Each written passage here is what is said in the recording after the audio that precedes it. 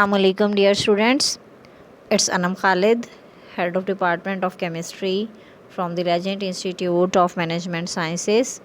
You are all warmly welcome to the online classes. Today is our lecture number 13. This lecture is for basically BS Chemistry 4th and BS Physics 4th. ठीक है, ये lecture BS chemistry 4th के लिए भी है और ये lecture BS physics 4th वालों के लिए भी है। आज का लेक्चर हमारा बहुत ज़्यादा इंटरेस्टिंग लेक्चर है और आप इसमें बहुत ज़्यादा इंटरेस्ट भी फील करेंगे। आपको इसके बारे में एक असाइनमेंट भी दी जाएगी। ठीक है, लास्ट लेक्चर में जो हम बात कर रहे थे वो क्वालिटी कंट्रोल सिस्टम की टाइप्स की हमने बात की थी, जहाँ पर हमारा लेक्चर एंड हुआ था। अगर आपको याद हो तो उसमें हमने 7 टाइप्स जो हैं वो मैंने आपको बताया था कि हम डिस्कस करेंगे। 6 टाइप्स जो हैं वो हम देखेंगे। पहली थी फिश बॉन्ड डायग्राम, दूसरी थी कंट्रोल चार्ट, तीसरी स्ट्रेटिफिकेशन, चौथी Pareto chart, histogram, scatter diagram. हम ये सब पढ़ रहे थे, तो मैंने आपको उस दिन भी बताया कि अब हमें ये देखना है बेसिकली कि इनकी अलग अलग जो हैं वो टर्म्स क्या हैं और इनके ऑब्जेक्टिव्स क्या होते हैं, इनके बेसिक प्रिंसिपल क्या हैं और इनकी लिमिटेशंस क्या हैं, इनके एडवांटेजेस, सब कुछ जो है वो हम वन बाय वन अब देखेंगे। तो आज का जो हमारा मेन टॉपिक है वो है फ़िश बॉन डायग्राम। फ़िश बॉन का मतलब होता है मछली की हड्डी। जैसे मछली का स्केलेटन होता है, अगर आप लोगों ने फ़िश का स्केलेटन तो ज़ाहिर सी बात है लाजमी तौर पर देखा होगा कि उसका एक हेड होता है, एक टेल होती है और दरमियान में क्या होती है, उसकी बैली होती है। ठीक है, तो फ़िश लाइक स्ट्रक्चर एक हम बनाते हैं हर एक प्रॉब्लम से रिगार्डिंग, उसको हम क्या कहते हैं, फ़िश बॉन्ड डायग्राम। ये एक बहुत इंटरेस्टिंग सी डायग्राम होती है। अब आगे हम ज़रा फर्दर इसको मूव करते हैं तो आपको समझ आएगी कि ये क्या है। It is a cause and effect diagram that helps manager to track down the reason for imperfection. फ़र्ज़ करें एक्सटर्नल क्वालिटी कंट्रोल से ये बात साबित हो जाती है कि आप जो काम कर रहे थे वो काम ठीक नहीं था। ठीक है ना, वो आपका काम गलत साबित हो गया। तो अब आप क्या करेंगे, अब आप ज़ाहिरी सी बात है उस गलत काम की उसका ये ढूंढेंगे कि ये क्यों हुआ, उसके क्या काजेज़ हैं, उसकी क्या वजूहात हो सकती हैं, किस वजह से आपकी क्वालिटी जो है वो अच्छी नहीं आ रही, या अगर क्वालिटी अच्छी नहीं आ रही तो उसके क्या अफ़ेक्ट जो हैं वो आपकी सोसाइटी पर या आपकी जो प्रोडक्शन रेट है या आपकी प्रोडक्शन कंपनी है उसके ऊपर क्या हो सकते हैं। और ये मैनेजर को हेल्प आउट करते हैं ताकि वो इम्परफेक्शन की रीज़न जान सके कि क्यों आपका जो प्रोडक्ट है उसकी क्वालिटी 100% क्यों नहीं आई। तो ये एक ऐसा मेथड होता है जिससे आप कॉजेज़ जानना शुरू करते हैं और अफ़ेक्ट जानना शुरू करते हैं कि जो आपकी क्वालिटी कंट्रोल गलत आई है उसकी क्या रीज़न्स हैं, क्यों वो इम्परफेक्शन शो कर रही है, क्यों उसके रिज़ल्ट 100% नहीं आए, क्यों वेरिएशंस आ रही हैं, ऐसा क्यों है कि रिज़ल्ट कभी और आया या किसी और लैब में परफॉर्म हुआ तो वो और रिज़ल्ट आया, ऐसा क्यों है, फेलियर के डिफ़ेक्ट्स क्या हैं, यानी क्यों नाकामी हो रही है आपको। तो इन सारों की वजूहात बताने के लिए हम जो स्ट्रक्चर बनाते हैं उस स्ट्रक्चर को हम क्या कहते हैं, this is known as fish bone diagram. अब इसको फ़िश बॉन क्यों कहते हैं, क्योंकि ये बिल्कुल फ़िश का स्केलेटन है। जैसे एक फ़िश का स्केलेटन होता है, उसमें हेड होता है, उसमें एक टेल होती है, उसमें स्पाइन होती है, तो इस तरह से हमें उसका हेड मिलता है and causes for the problem feeding into the spine, और हम उसके जो जितने भी प्रॉब्लम्स होते हैं उसकी जो वजूहात होती हैं हम उसके हेड के अंदर रखते हैं। It is also known as Ishikawa diagram, इसको इश्कावा डायग्राम भी कहते हैं, ये जो आपकी फ़िश बॉन्ड डायग्राम है इसको। ठीक है, तो फ़िश बॉन्ड डायग्राम में आप क्या पढ़ते हैं कि कॉज एंड अफेक्ट्स देखते हैं जो कि मैनेजर को हेल्प आउट करती हैं कि रीज़न क्या है, क्यों क्वालिटी बेहतरीन नहीं है या क्यों क्वालिटी इम्परफेक्ट आ रही है। तो इसको हम क्या कहेंगे, this is known as fish bone diagram. ये बिल्कुल फ़िश के स्केलेटन की तरह होती है और इसमें क्या होता है, इसमें एक हेड होता है, हेड और स्पाइन के अंदर जो है वो फेडअप की जाती है, उनकी फीडिंग दी जाती है उनको चीज़ों की। It is also known as Ishikawa diagram, इसको हम इश्कावा डायग्राम भी कहते हैं। तो सिंपली किसी भी प्रॉब्लम में, कोई भी क्वालिटी मैनेजमेंट की प्रॉब्लम आ रही हो तो उस प्रॉब्लम की रीज़न्स ढूंढना, उस प्रॉब्लम्स की परफेक्शन की कोशिश करना क्या कहलाता है, फ़िश बॉन डायग्राम कहलाता है। अब हम आते हैं नेक्स्ट पे, once all the causes that underline the problem, सबसे पहले तो इसमें प्रॉब्लम्स को अंडरलाइन किया जाएगा कि जो प्रॉब्लम्स आ रही हैं वो क्यों आ रही हैं, उसकी क्या वजह है। पहले सबसे आपने प्रॉब्लम को अंडरलाइन करना है। जैसे फ़र्ज़ करें एक प्रॉब्लम है, फॉर एग्ज़ाम्पल एक ब्लड का सैंपल आपने टेस्ट करने के लिए दिया, उस लैब में आपका रिज़ल्ट सही नहीं आया। अब उसकी पहले आप उसकी रीज़न सोचेंगे। हो सकता है स्टाफ की नाअहली हो, स्टाफ को ना पता हो कि कैसे मैनेज करना है, या ये भी हो सकता है कि उनकी जो मशीनरी है वो ख़राब हो, या ये भी हो सकता है कि जो टाइपिंग मशीन है उसकी गलती की वजह से भी हो सकता है, उस इंसान की केयरलेसनेस की वजह से भी हो सकता है जो उस रिपोर्ट को टाइप कर रहा है। तो लिहाजा इसकी पॉसिबल नंबर ऑफ़ रीज़न्स को आप क्या करेंगे, आप पॉसिबल नंबर ऑफ़ रीज़न्स को अंडरलाइन करेंगे, ठीक है। फिर आप उन्हें आइडेंटिफाई करेंगे। फिर मैनेजर उनको क्या करेगा, मैनेजर उनका सोल्यूशन ढूंढेगा। फिर मैनेजर ये देखेगा कि मेरे स्टाफ में से कौन सा बंदा ऐसा है जो काम सही नहीं कर रहा, या मेरे लैब में कौन सी मशीन ऐसी है जिसका रिज़ल्ट ख़राब आ रहा है, या मेरी लैब में कोई सफाई नहीं है, या इसमें क्या इश्यूज़ हैं। तो मैनेजर उनको क्या करना शुरू कर देगा, लुक आफ्टर शुरू कर देगा, और टू इंश्योर, और वो इंश्योर करवाएगा that problem does not become a recurring one, कि प्रॉब्लम जो है उसका इलाज नहीं हो रहा। तो अगर उसका इलाज नहीं हो रहा, उसे आइडेंटिफाई कर लिया गया है, तो वो उसके लिए बहुत आसान है, क्योंकि सबसे पहले प्रॉब्लम का सलूशन ये होता है कि आपकी प्रॉब्लम आइडेंटिफाई हो जाए, आपको ये पता चले कि आप जो काम करना चाह रहे हैं उसकी एक्चुअल है क्या, वो एक्चुअल में क्या, वो क्यों काम नहीं सही हो रहा। तो पहले आप उसकी रीज़न जानते हैं। जब तक आप उसकी रीज़न को नहीं ढूंढेंगे, आप उसके सलूशन तक कभी भी नहीं जा सकते। लिहाजा जितने भी कॉजेज़ हैं उसके, आपने उन्हें प्रॉब्लम्स को अंडरलाइन करना है। जो आइडेंटिफाई होंगे उनको, प्रॉब्लम को आइडेंटिफाई करने के बाद आपने अंडरलाइन कर लेना है। फिर मैनेजर उसको क्या करेगा, उनके सॉल्यूशंस को ढूंढना शुरू कर देगा, और फिर उनको रिकरिंग स्टार्ट हो जाएगी। एक इमेज में अब आपको दिखाती हूँ। अब आपके सामने, सबके सामने एक डायग्राम आपको नज़र आ रही होगी, ज़रा इसको देखें। इसमें एक फ़िश बॉन का स्केलेटन दिया हुआ है, ठीक है। सबसे पहले तो ज़रा इसकी शक्ल देखें। आपको इसकी शक्ल फ़िश जैसी लग रही है, फ़िश जैसी ऐसे लग रही है कि ये उसका हेड है, ये इसकी बेली है, और ये इसका क्या है, टेल है, ठीक है। अब मैनेजर को एक प्रॉब्लम रिपोर्ट होती है। फ़र्ज़ करें मैनेजर को ये कहा जाता है कि आपके यहाँ जो लेबॉर्ट्री के टेस्ट किए जा रहे हैं उन टेस्टों का रिज़ल्ट अच्छा नहीं है। अब वो एक फ़िश बॉन बनाएगा, मतलब वो पहले रीज़न देखेगा कि इसकी पॉसिबल रीज़न क्या हो सकती है। अब वो पॉसिबल रीज़न्स पर आते हैं कि उसकी पॉसिबल रीज़न क्या है। अब ज़रा गौर से आपने देखना है कि एक प्रॉब्लम, मैंने जैसे भी आपको एग्ज़ाम्पल बताई है कि सैंपल जो है वो नहीं चल रहा। अब हमने स्टूडेंट्स इसमें एक आपको इशू ये आया है, उन्होंने एग्ज़ाम्पल एक छोटी सी दे के ये समझाया है कि कार नहीं चल रही। फ़र्ज़ करें कोई कार है, आप लोग कहीं जा रहे हैं, वो कार चलते चलते रुक गई है, ठीक है, या वो कार स्टार्ट ही नहीं हो रही। अब उसकी पॉसिबल रीज़न जो उसका मैनेजर है, मैनेजर से मुराद यहाँ ज़ाहिर सी बात है कार का ऑनर होगा। अब वो क्या करेगा, अब इसके कुछ एम्स होते हैं। एम्स का मतलब ये कि वो क्या कर सकता है। नंबर 1 पे वो मटेरियल्स की तरफ आएगा। मटेरियल से मुराद ये है कि एक हो सकता है उसके अंदर फ्यूल ना हो। देखें ज़रा इसके नीचे लिखा हुआ है ना। सबसे पहले अगर बात हम मटेरियल की करते हैं तो मटेरियल में क्या है, हो सकता है उसके अंदर गैस ना हो।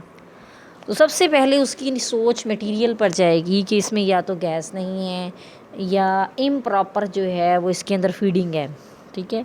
उसके बाद मटेरियल में एक और चीज़ ये भी आ सकती है, हो सकता है उसकी चाबी ना हो, वो ये भी हो सकता है कि उसकी चाबी गुम गई हो। तो ये दोनों क्या हो गए, मटेरियल्स के अंदर आ गए। मटेरियल के बारे में उसने ये सोचा। अगला एम वो ये सोचेगा, एम का मतलब होता है, ये एम से शुरू हो रहे हैं ना, मटेरियल्स हैं, मशीन है, मेजरमेंट।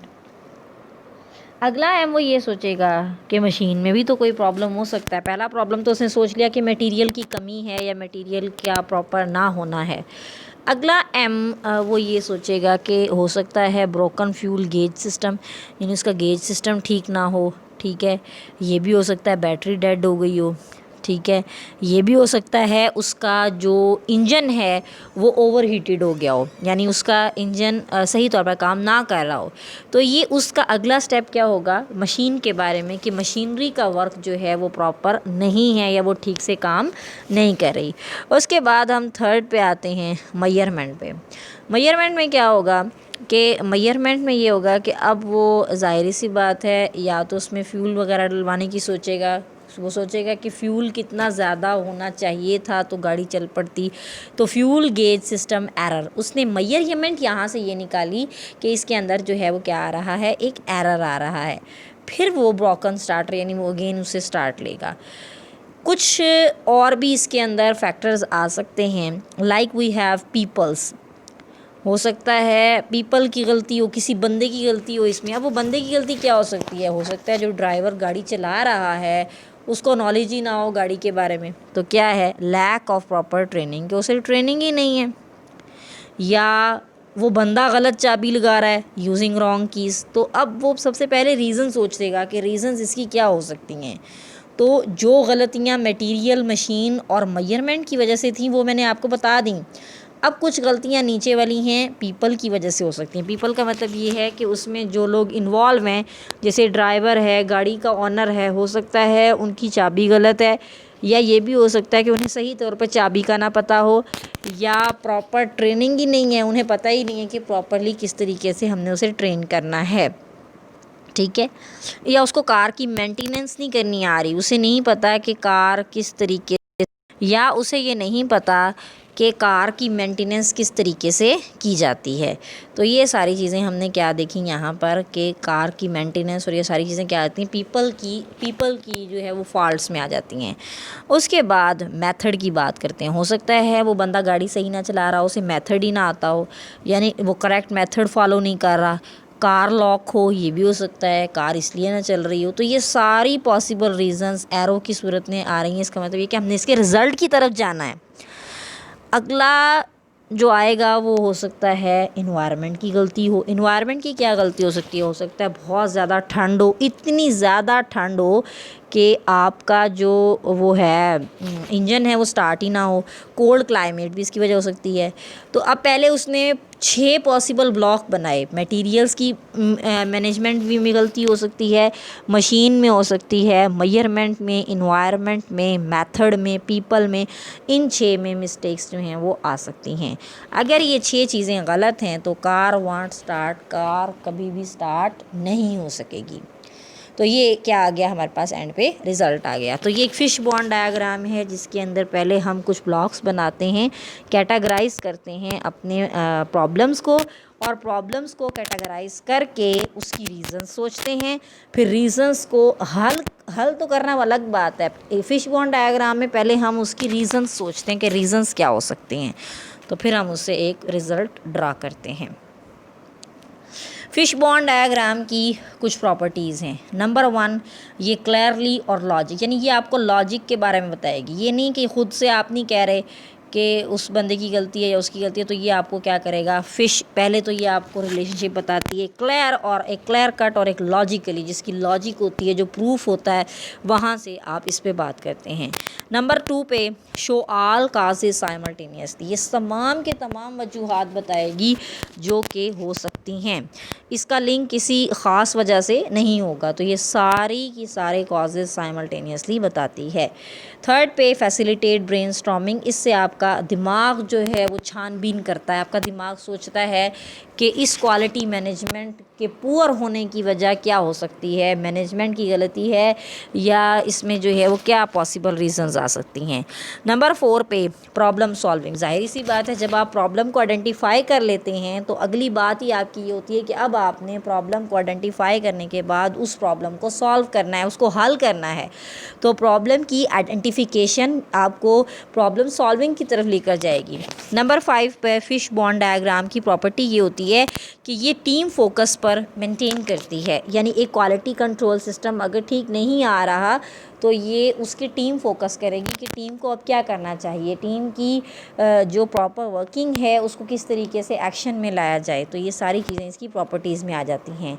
नंबर 1 पे इसकी प्रॉपर्टी क्या होगी कि ये आपको क्लियरली और लॉजिकली रिलेशनशिप बताता है।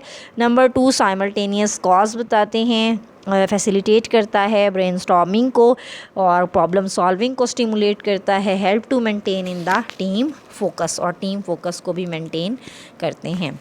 अब फिश पॉन्ड डायग्राम के कुछ यूजेस हैं या इसकी कुछ एप्लीकेशंस हैं जो हमें अब स्टार्ट करनी है। जैसे अभी स्टार्ट में मैंने आपको बताया कि फ़िश पॉन्ड डायग्राम से किसी भी प्रॉब्लम के कॉजेज़ को जाना जाता है। प्रॉब्लम सॉल्व तब हो सकती है जब हम उसके कॉज तक पहुंचते हैं। तो सबसे पहली एप्लीकेशन इसकी क्या होगी, it is used to identify and grouping the causes which generate a quality problem. जो किसी भी क्वालिटी प्रॉब्लम को जनरेट कर रहे होते हैं, ये उनको क्या करती है, आइडेंटिफाई करती है और उनको कैटेगराइज करने में हमारी हेल्प करती है कि कितनी उसमें ग्रुपिंग जो है वो शामिल हो सकती है। फॉर एग्ज़ाम्पल अगर हम एक प्रोडक्ट ले रहे हैं, एक पैक्ड जो है वो यूज़ कर रहे हैं टिन की फॉर्म में, आप कोई अगर लेते हैं सपोज़ कोई भी प्रोडक्ट है जो आपकी पैक्ड फॉर्म में है, तो अगर उस प्रोडक्ट का कलर कुछ अरसे के बाद चेंज हो जाता है तो ये एक प्रॉब्लम है। तो उस प्रॉब्लम को कैटेगराइज़ किया जाएगा, फिर सोचा जाएगा कि हो सकता है एनवायरनमेंट ठीक नहीं है या जो टिन पैक जिससे बना हुआ है वो टिन पैक की कंपोजिशन ठीक नहीं है। तो ये जो प्रॉब्लम्स को जनरेट कर रहे होते हैं ये उनके कॉजेज़ बताती है और उनका फिर ग्रुप में करती है। ग्रुपिंग जैसे मैंने भी बताया कि मेजरमेंट भी हो सकती हैं, पर्सन की वजह से हो सकती हैं, मेजरमेंट्स की वजह से, यानी उनकी प्रॉपर मेंटेनेंस ना हो, तो इन सारी चीज़ों की वजह से क्वालिटी प्रॉब्लम में जो प्रॉब्लम्स आ रहे होते हैं उनको आइडेंटिफाई करती है। सेकंड पे, it has been used to group in categories the causes of other type of problem which an organisation confront with. ये दूसरी प्रॉब्लम्स को भी बताता है जो कि प्रॉब्लम कॉज करती हैं। थर्ड पे, it is very useful instrument in risk identification state. ये बहुत यूज़फुल इंस्ट्रूमेंट है रिस्क आइडेंटिफिकेशन स्टेट में, यानी ये रिस्क को आइडेंटिफाई करती है कि कहाँ पर जो है वो रिस्क आ रहा है। जहाँ पर भी रिस्क आएगा उसको ये आइडेंटिफाई कर लेता है और उसको फौरी तौर पर रिजॉल्व कर लिया जाता है। उसके बाद use to analyse the risk losing specialist, यानी जो रिस्क लूजिंग स्पेशलिस्ट होते हैं उनका भी एनालाइज करती है कि किस तरीके से उनको एनालाइज करना ज़रूरी है। एप्लीकेशंस में ग्रुपिंग और आइडेंटिफाई करेंगे उन क्वालिटी प्रॉब्लम को जनरेट करने वालों में और कैटेगरीज़ को रिसॉल्व करती हैं। इंस्ट्रूमेंट बताता है रिस्क आइडेंटिफिकेशन स्टेज में क्या आ सकते हैं। उसके बाद लूजिंग स्पेशलिस्ट के बारे में भी इंफॉर्मेशन मिलती है।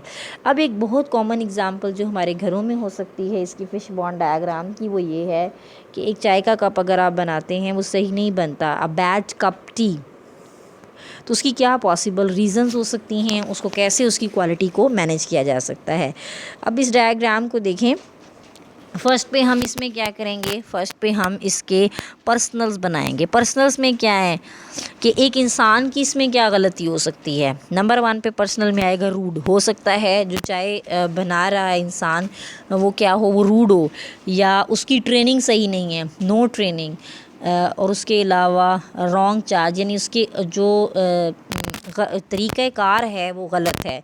तो पर्सनल्स में ये आ गया। उसके बाद प्रोसेस में ये आ सकता है कि उसकी ट्रेनिंग नहीं है, उसने बहुत ज़्यादा पानी डाल दिया है या उसने बहुत ज़्यादा पत्ती डाल दी है, उसने दूध सही क्वालिटी का यूज़ नहीं किया, तो ये इसके प्रोसेस में आ जाएगा। प्रोडक्ट में क्या आ जाएगा, हो सकता है कि पैकेज बैड हो, ठीक है, जो चाय की पत्ती है वो बहुत ज़्यादा पुरानी हो सकता है कि उसके हाथ में कोई जायका ही ना हो। तो फिज़िकल एविडेंस में क्या आ जाएगा, ये भी हो सकता है कि पत्ती कम हो, ये भी हो सकता है कि दूध कम हो, पानी सही ना डाला गया हो। तो उनका एट द एंड पे रिज़ल्ट क्या निकलेगा कि आपको बैड टी का सामना करना पड़ेगा, ख़राब चाय आपको जो है वो नज़र आएगी। तो ये example of bad cup T थी जिसको आप इससे रिज़ॉल्व कर सकते हैं। अब हम आते हैं डिसएडवांटेजेस पे। अब आपने पढ़ा इसमें पॉसिबल नंबर ऑफ़ रीज़न्स आप तलाश करते हैं। It is based upon the opinion rather than evidence. इसमें ओपिनियन ज़्यादा है, एविडेंस कोई नहीं है। आपके अपने ओपिनियन है, ये हो सकता है, वो भी हो सकता है, ये हुआ होगा, वो नहीं हुआ होगा। तो इसका मतलब ये है कि इसकी ओपिनियन की बेस पर है, ये डायग्राम ओपिनियन की बेस पर बनती है, इसमें एविडेंस माने नहीं रखता। सेकेंड पे, एफर्ट्स कैन बी वेस्टेड। अब बहुत सारी पॉसिबल नंबर ऑफ़ रीज़न आपके सामने आ तो जाती हैं, लेकिन इसमें क्या होता है कि इसमें एफ़र्ट्स जो हैं वो वेस्ट भी हो सकती हैं। हो सकता है जो रीज़न आपके सामने आई है वो बहुत ही छोटी हो, तो आपकी कोशिशें जो हैं उसमें नाकाम हो सकती हैं। यानी आप उसके ऊपर लगे रहें, टाइम अपना वेस्ट करते रहें, तो ये क्या है, ये भी इसकी डिसएडवांटेज है। नंबर 3 पे, it does not single out the root causes of the problem because all causes look equally important. आपको ज़ाहिर है ये आपके ओपिनियन की बात है, ओपिनियन का क्या है, आप तो कुछ भी सोच सकते हैं और एक इंसान कुछ भी सोच सकता है, लिहाजा वो उसकी सोच के मुताबिक उस सारी चीज़ें इक्वल लग रही है, तो उसे लग रहा है ये भी हो सकता है, वो भी हो सकता है। अब उसे ये नहीं पता कि कौन सा रिस्क ज़्यादा है या कौन सा कम है, तो लिहाजा इक्वली चांसेस होने की वजह से वो कभी भी एक प्रॉब्लम तक नहीं पहुंचेगा बंदा। फिश बॉन्ड डायग्राम आपको नंबर ऑफ़ पॉसिबल रीज़न की तरफ लेकर जाती है, वो कभी भी एक रीज़न की तरफ लेकर नहीं जा सकती। तो ये इसके डिसएडवांटेजेस हैं। अगेन देखें, ये ओपिनियन पर बेस करती है, इसमें एविडेंस नहीं होता, एफ़र्ट्स वेस्ट हो जाती हैं और इसमें जो है रूट आप कभी भी सिंगल प्रॉब्लम पर नहीं जा सकते।